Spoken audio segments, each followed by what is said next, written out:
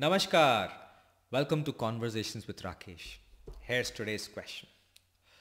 Rakesh sir, you talk a lot about movies and bring it into your classes and talks. Why? And what are the three recent movies that you have watched? And what did you learn from them? Any question on movies or any discussion on movies, I will take them up. And I'll tell you why I love movies and why do I bring them in my classes, in my work. See, I've always been fascinated by the whole subject of communication. That's my bread and butter. I love to research and plan a talk. I love to hear others talk. I love to analyze what happened in those words.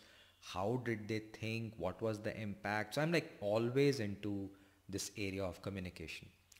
And the closest topic that connects with my research area that I can see all the theories come out so clearly are the world of movies. First of all, a movie has a story, and storytelling is a very big part of my work. So it's amazing that a movie's story can become a rich source for me to learn something from. Second thing is, movies are such an escape route. And after a hard day, I am transported to that world inside the movie. I enjoy the entire setting. I absorb it. I also start researching about the place and the history of the place and learn a lot. So just one movie transports me to a different world and I learn a lot. Then the whole concept of characters. And I start looking at these characters and understand how complex they are, which is how all of us are.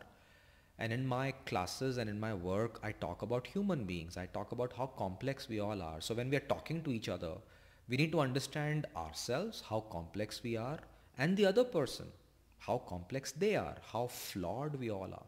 And then the dialogues and the way they speak and listen and the expressions. So I kind of enjoy the whole experience. And then what I do is I take snippets from these movies and use it in my classes. So if I'm teaching a concept of storytelling, I'll take a story from some movie and talk about how that may help the concept and the speech. If I'm talking about conflict management, I'll take a scene from some movie where two people are fighting with words and connect them to the lecture. And I feel that that's how I enjoy myself and also my learners enjoy. So you asked a question, why do I love movies? The answer is one, I'm transported to a different world. Two, I learn the dialogue writing and the way they talk with each other and the way they listen to each other. So I also learn a lot. And three, I understand human nature from the characters. Now, having answered the first part of your question, let me take your second question. What are the best three movies or the top three movies that I saw recently and what did I learn from them? So I'll tell you the three movies. It was hard for me to pick three. I probably would have loved a wider choice, but let's stick to three. The first good top in my top three list, the first movie I'll pick up is this movie called The French Dispatch. All the movies of this director, the director's name is Wes Anderson, and what I like about his movies is the visual delight that he creates using the whole movie.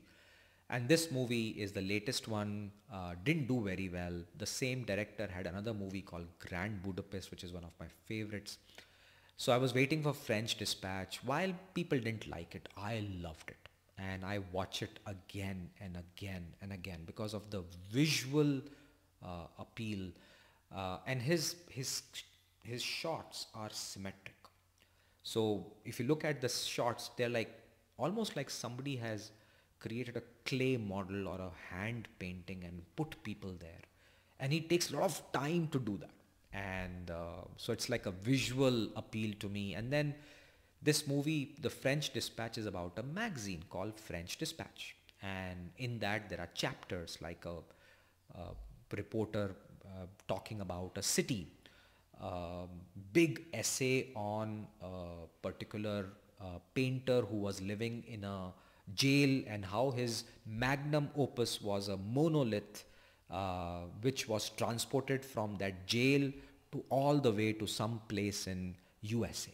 And what a great story. And in that story, there was a lecturer who explains this whole stuff. So I'm anyway fond of public speaking, oratory speaking. So there is a lecturer talking about this story, visual delight, and this bizarre story of a person in a jail painting something abstract, and how did this entire thing go from this strange jail in France to all the way to America with some characters and brilliant photography, brilliant cinematography, dialogues, precise dialogues, not a word here and there, and acting by the best actors possible in the best movie possible. So if you like slow movies which are very artistic, they may not have a very great sense or a great science that you will learn. But if you enjoy storytelling and movie making and how characters come together and dialogues come together and a little bit of a light-hearted story which has no purpose, I think French Dispatch is a great watch. So please watch such movies. So my top pick is French Dispatch, and watch the movie again and again for the sheer dialogue writing and the way it is visually produced. So French Dispatch is my number one pick. Number two pick is this movie which I watched last week called The Banshees of Inisherin. First of all, I didn't even know what Inisherin is, Banshees is. I figured it out. And this movie is, I think, nominated for Oscars. What an amazing movie. So it's a slow movie. And I like slow movies. I don't like very fast movies. This is such a slow movie on an island somewhere in Ireland, in the heart of the big fight between the British and the Irish people. So it had those nuances. So I kind of read up on that.